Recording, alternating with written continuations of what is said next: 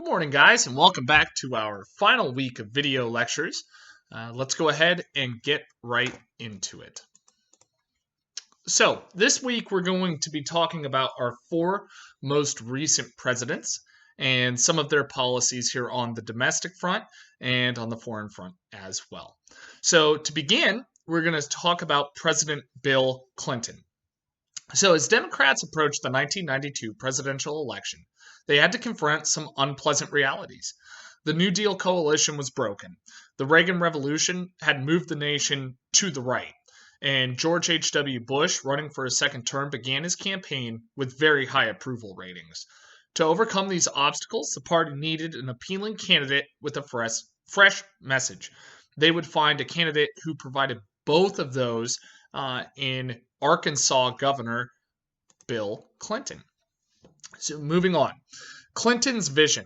Clinton reached out to voters as a new Democrat who cared deeply about the struggles and the concerns of ordinary Americans. Remember, we talked about with Reagan how childhood poverty had risen by nearly 25%.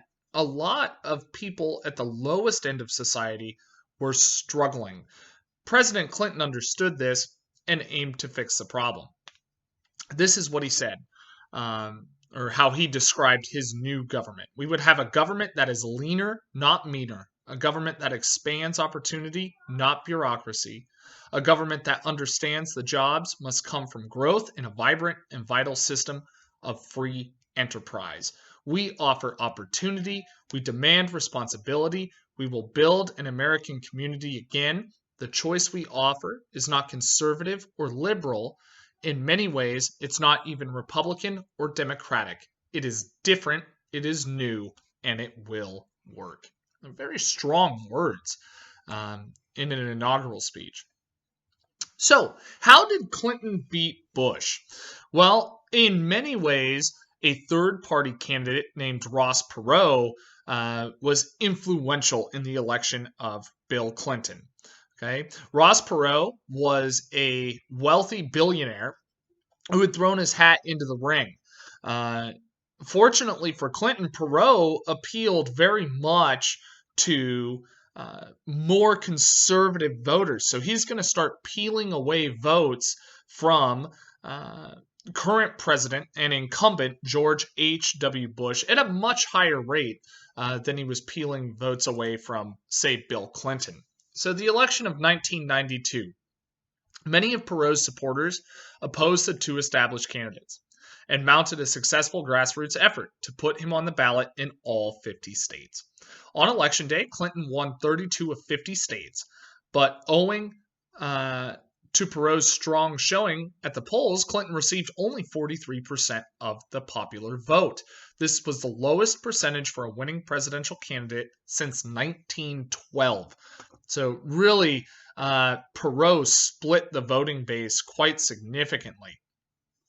Protecting individuals' jobs. Clinton took office with a Democratic majority in both houses of Congress. With this support, he won several legislative victories, including passage of the Family and Medical Leave Act. This law allowed workers to take time off for the birth or adoption of a child or family emergencies without risking their jobs, a protection Americans had needed for a very, very long time. Tackling healthcare. Clinton really focused on healthcare reform, and this is going to become a common thread for Democratic executives even into the modern day. Healthcare reform was seen as vital, and the reason it was seen as so vital is because when Clinton left office in 2000, 40 million Americans still lacked health insurance. Even though he pushed very, very hard for sweeping legislation to bring about a universal health care, it just stalled out in Congress. It had momentum in the beginning, but it wouldn't maintain that same momentum throughout, and it would not become law. Okay, ReElection and economic boom. In 1996, Clinton easily won re-election. The victory made Clinton the first Democratic president, since Franklin Roosevelt to secure a second term. So that'd been some time. When you think that Democrats hadn't got consecutive terms since the 40s. Okay, so this has been a significant amount of time. Clinton began his second term determined to avoid another budget impasse.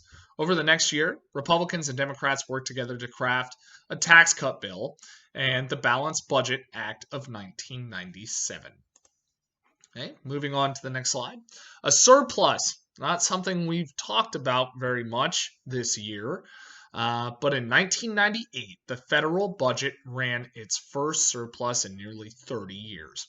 A budget surplus occurs when the government takes in more money than it spends. Clinton's efforts to slow federal spending contributed to the surplus. A surge in tax revenues, however, had an even greater impact. By 1998, the country was enjoying a period of prosperity. It was largely driven by new business opportunities related to the internet, something that we all know and love today. Couldn't really imagine life without it. All right, the internet revolutionized the economy in the 1990s. Now, what Clinton thought this would do is that it would actually allow us to wipe out our national debt by 2015. Obviously, the early 2000s have a different idea in mind for what's going to happen with our national debt. But the idea that Clinton had, the numbers that we were looking at, had we been able to maintain this surplus, he was hoping that we might be able to pay off our national debt by as soon as 2015. That, of course, unfortunately did not happen. So Clinton faces backlash. Rumors of scandals had dogged Clinton from the start of his presidency.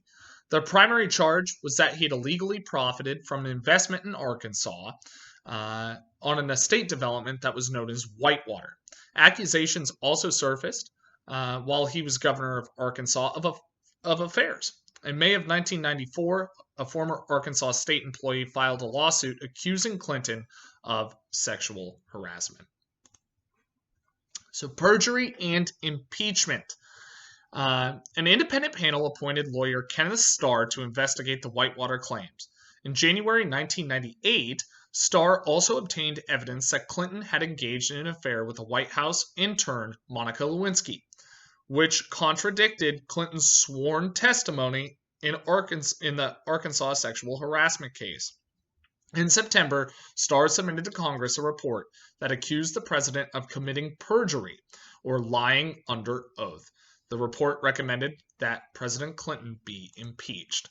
This would be only, up to that point, the second president in U.S. history to be impeached, Andrew Johnson and Bill Clinton.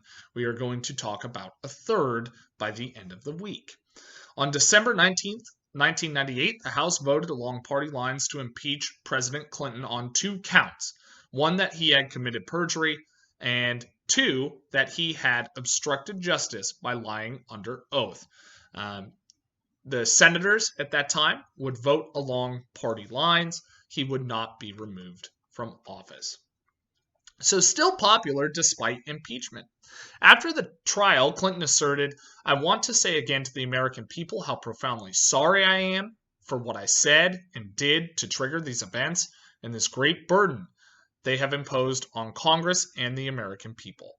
Clinton not only survived the scandal, but also ended his presidency around a remarkably high 65% approval rating. That is as high, really, as any modern president we've had.